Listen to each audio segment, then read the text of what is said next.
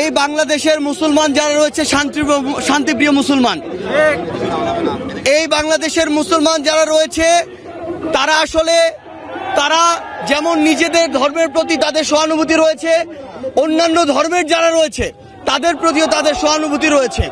কিন্তু এই সহানুভূতিকে ব্যবহার করে কেউ যদি নিজেদের ওই ভারতে বসা চক্রান্ত, যারা মাসের 30 দিনের 25 দিন দেহটা নিয়ে এই বাংলাদেশে বসে থাকে আর বাকি 5 দিন মনটা নিয়ে ভারতে যায়, সেখানে চক্রান্ত করে এবং সেই চক্রান্তের এক্সিকিউশন এই বাংলাদেশে এসে ঘটায়, সে সকল উগ্রবাদী হিন্দুদেরকে প্রতিহত করার জন্য আমাদের মনে বিন্দুমাত্র সহানুভূতি থাকবে না।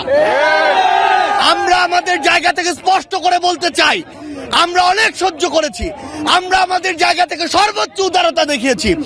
আমরা দেখেছি এই অভ্যুত্থানের পূর্বে কারা কতটুকু এই অভ্যুত্থানকে সমর্থন করেছিল। আমরা দেখেছি এই বাংলাদেশ থেকে শেখ হাসিনা পালিয়ে যাওয়ার পরে কাদের মন সবচেয়ে বেশি খারাপ হয়েছে।